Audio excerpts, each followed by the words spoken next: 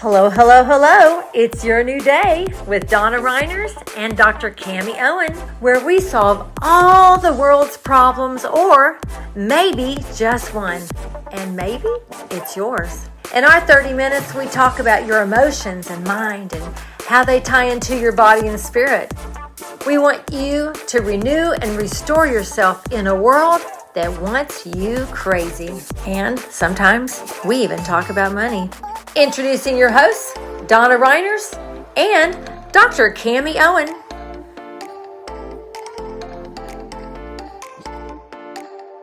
Well, hello, hello, hello. This is Donna Reiners and Dr. Cami Owen. And we're here again to encourage you and entertain you. I think today will be one of entertainment. I did ask her, please don't talk about aliens. I don't care what you believe. I don't want to hear about aliens today.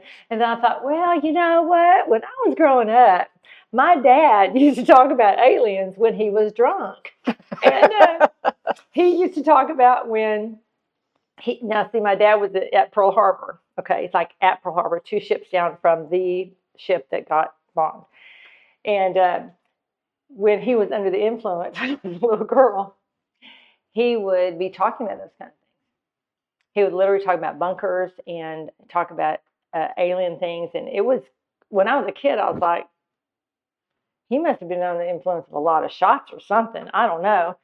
But at the same time, when you're a little kid, you're also interested. Like, I was interested in mythology. I was interested in anything that had any kind of supernatural influence, because I had a lot of supernatural influence happening inside of me that I didn't necessarily comprehend. But I knew whatever was inside me was real. And so we had thought yesterday, we were talking yesterday at a celebration service we were both attending, and we were talking about talking today about multi-dimensional travel. Woo! For you people that love the Bible, don't shoot me down. Come visit us next time. So take it away, Dr. Cami. Well, why is that not something that would be in the Bible as well? I think it is in the Bible. I do too, but people have whatever belief system they have, and then it makes their world very small. Oh. And so I would invite you to consider that they can all exist at the same time. Just because you have this belief system, that you have it wrapped in this little ball, that it doesn't exclude the bigger ball around it. That's good. Does that make sense? Mm-hmm. So aliens, I'm saying it, aliens, I believe still exist inside of the paradigm of religion and the Bible and all that, even though we can talk about that. You know what? Okay, just for a minute. This will be a 2-parter, no doubt. Think about your belief system for just a minute before we even go land on a planet somewhere. Think about how you got your belief system. Your belief system more than likely came from childhood, came from what you were taught, whether it's your religious belief system, your political belief system, your health belief system. Our belief systems are not just this. Our belief system has to do with what we truly trust in, what we believe. And most of us grew up in a situation where we trusted what we were told, and that became our truth, whether it be what we believe about our bodies, what we believe about people, what we believe about people that teach you things. And so, which is that supramental body of consciousness that we talked about in previous shows. That's where that lives inside of you. The belief system? Yeah. It's at the supramental body. Say that again. Spell that. Super what? Supra. That's why I didn't understand the supra. I'm like, she's not saying super. No. Supramental, yeah. Supramental body. That makes sense. That's where that lives. And it's actually in your DNA as well. That's what is your belief system? All of it's programmed in. So let me just say this. What we hear, we record, okay? And what we hear repeatedly, we hardwire in to our brain. So when you hear something over and over and over as a child, or read something, or it's bombarded through media or school, our education system, all those things get hardwired into the brain.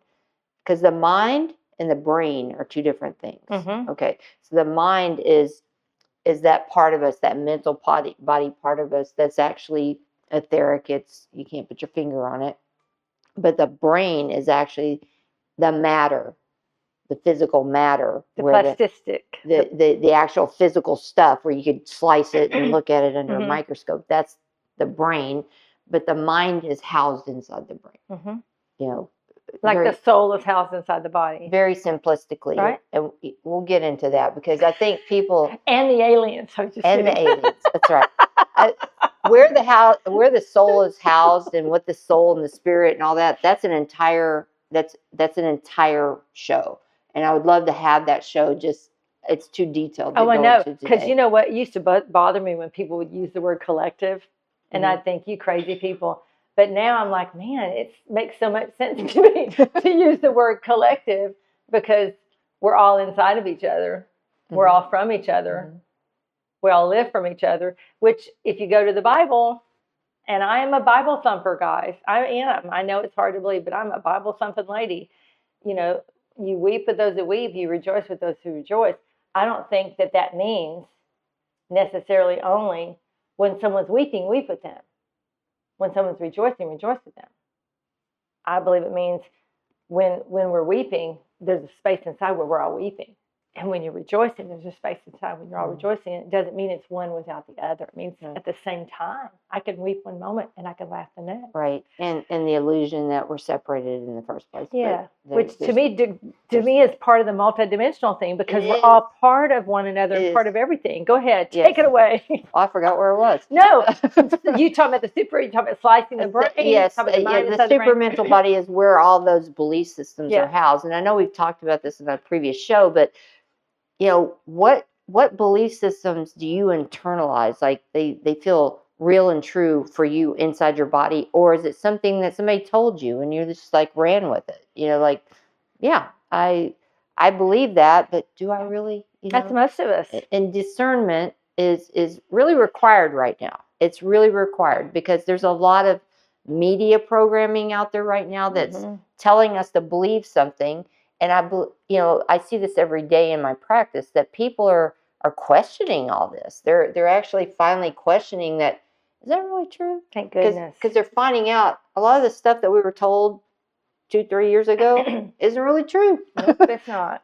Now, Crazy Cammie was saying it wasn't true way back then. And I caught a lot of flack for it. I did. I caught a lot of flack from colleagues. I caught a lot of flack from people in my practice. I caught a lot of flack from it from family. I took some heat from family. Yeah. I had family that didn't want me to come over if I didn't wear a mask. Oh, I know. And I'm like, oh, hell no, I'm not doing that. But I'll love you from over here, But it's now some of those same people are coming to me and go, okay, now what? Now what exactly? What's actually happened? I think I've said this in the past. I'll just say it because it's popping in my mind. But they were telling us way back then what they were doing.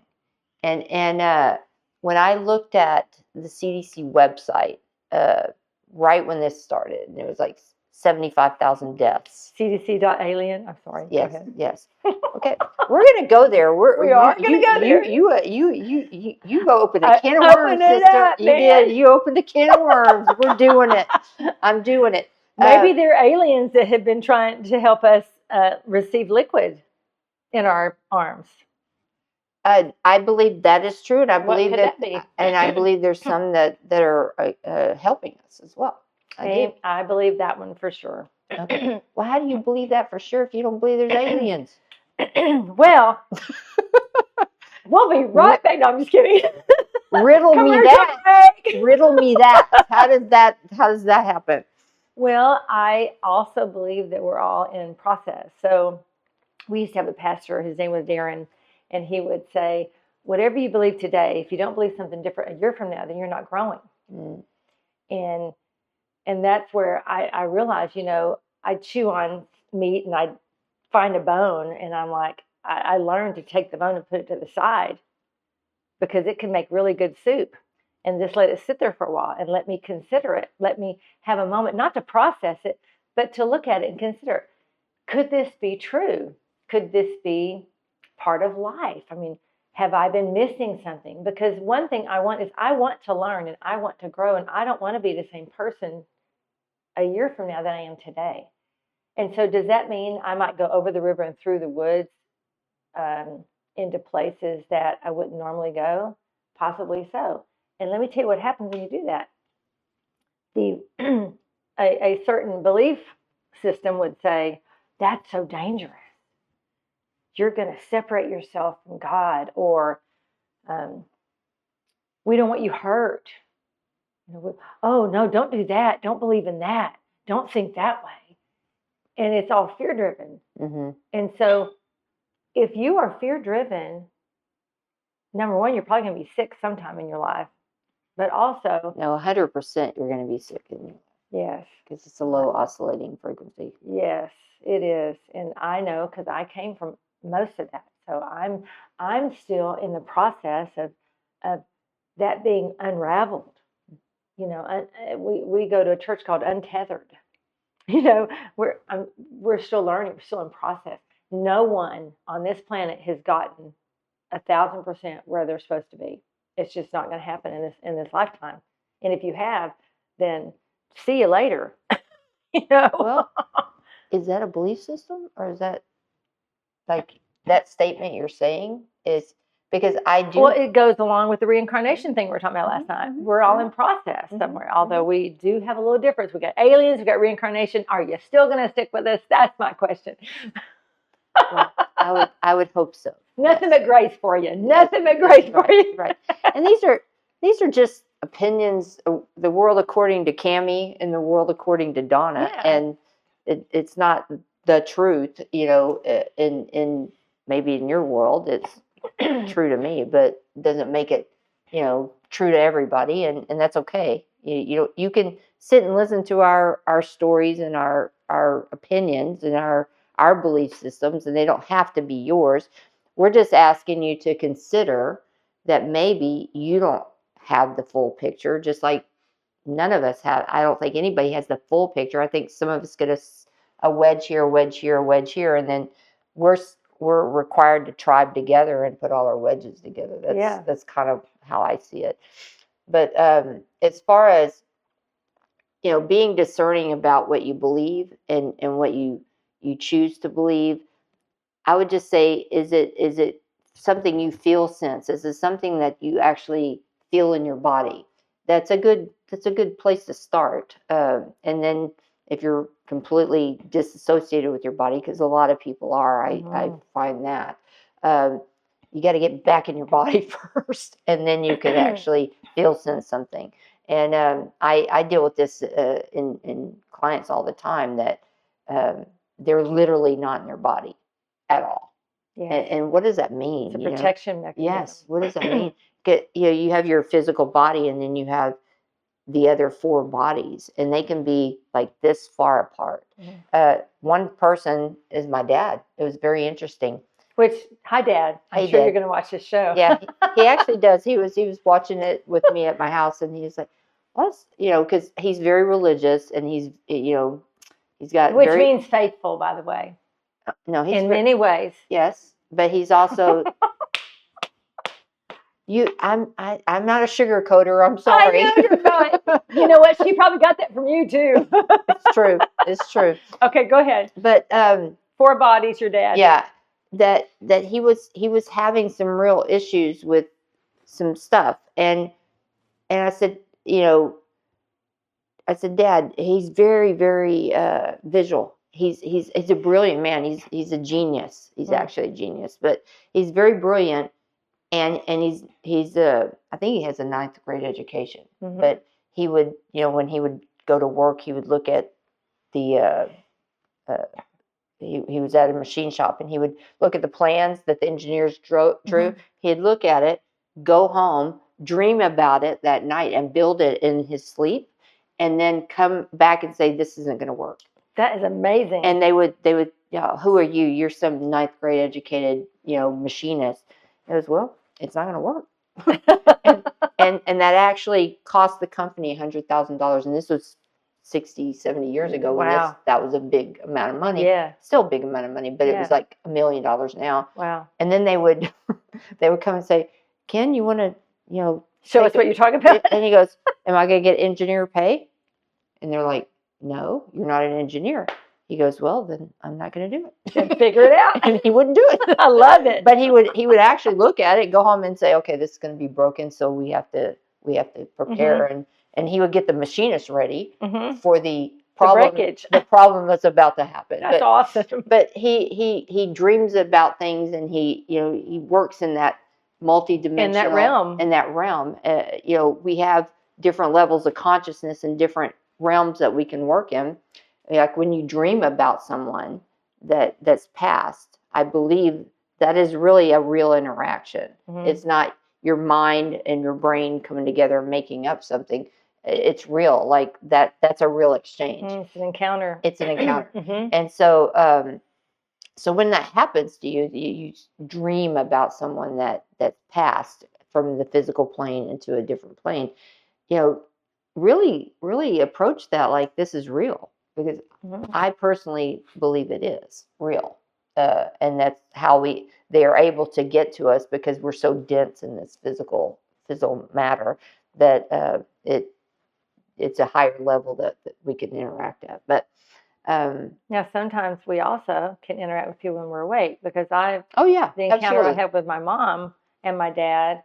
This is right after Pastor Lenny, and Pastor Lenny had passed more recently, or Pastor Bob. I can't remember. Didn't Pastor Lenny pass first and then Pastor Bob? Yeah. And I don't know, because I didn't know. Well, you would have loved them. They're very grace-filled, lovely, wonderful people. But I was in the room with my mom and my dad, and which my mom died almost 44 years ago now. My dad 25 years ago, and then there was Pastor Bob and Pastor Lane, and they were all just talking and chatting, and I knew inside me they were talking about me, and I'm like, I also knew that they were getting them caught up with my life, because they'd been here and they knew me longer than they did, and they were just chatting and talking, and Jesus and his gang of cutthroats were over that way, and I didn't want to go down there because I talked to them all the time. I wanted to talk to my mom, And so I walked over to my mom and I sat in her lap, and she held me and I hugged her. She was my best friend. Literally, she was my best friend. She still is to this day. The reason I'm sharing that is because I was awake when this happened. And I smelled her perfume, which she wore this dime store perfume called Heaven Scent. And I bought some a few months ago just to smell it, even though it's straight up poison. But I just wanted to smell her. And so, and I knew, and I was healed of something. Like inside me, I knew that I was healed of something.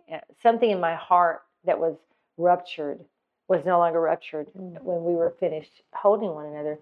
So even though we can be asleep when we have an encounter, our spirit is always on. Yes. And so I was awake when this took place. I was actually with a group of people, and we all had the intention, God, would you let us encounter you?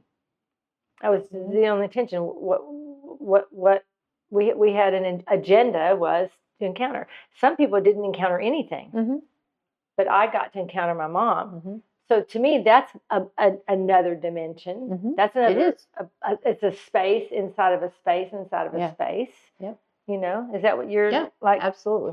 So what now? Is that a higher consciousness? What yes, is that? It what is. is that? I believe it is, and I believe that we all are capable of it. Okay, and I believe that the belief systems you have are some of the blocks of being able to encounter that. Because I would argue that the people that did not have an encounter, or experience that intention, somewhere in the programming. And we talked about programming and what's running the show. Somewhere in there was like, yeah, this is BS. This is not going to happen. And so it doesn't, because they've given that instruction. This is not going to happen. Even if it's not at a conscious level, it's programming running. So somewhere I would say there's some belief system in there that would prevent that. And there's, if like, for example, it's interesting that I've had more of a relationship with my father-in-law since he died than I had when he was alive. Hmm. Like we have lots of conversations and That's lots precious. of, it's pretty cool. But I don't talk much about that with the family because it's kind of, Cuckoo. yeah. And I'm already out there for Oh, most I'm of sure them. you are. Yeah, I'm already out there with most of them. And Yeah. I remember my mother-in-law, and I've had many conversations with her about this, but she was, right after he passed, she was very upset that he hadn't come to her yet. Hmm. And Oh, so she automatically assumed that she would be talking with her husband. well, I kind of asked her, has he come to you yet? And she's like, no, he hasn't. And so I think and I believe she has the openness to this is a realm of possibility for her that's can happen back when it happened. Anyway, so she was so grief stricken. And what we have to understand is these emotions that we have in this physical body actually have our oscillation of our cells, how fast they're vibrating. They actually will be lower or higher depending on where you are. And in the emotions that we have, grief is a very low oscillating frequency. So if you're in that way down, it's very hard for other realms to downwardly, get more dense to be able to get that close to us. So think of it, I see it as more like a helicopter. You have this helicopter coming down, and you have the water ripples away, and that force is really powerful. And so, if you're that dense, it's very hard for them to get to you. It's like, it's like this opposing forces. Anyway, this is kind of how I see it. But anyway, it took her literally dying, and she did. She literally died for an hour and 15 minutes to be able to connect to him. And then afterwards, I've had conversations with her, and they connect now. So it's pretty cool. But that consciousness, something had to get broken in her consciousness, some belief system in this dense body consciousness that got opened up. So now there's, direct communication. Anyway. Now, I'm not quite as technical as her, but I have a slight different of opinion, but I'll share with you why. I know lots of people who have no grid whatsoever for the supernatural, but yet they have supernatural encounters. So my dad's one of those people. Okay. He thinks it's all BS. Okay. But he's had many encounters. Yeah. Okay. So I'm saying this because what came to my heart is there are some of you that are listening to this that are Bible thumping believers like I am.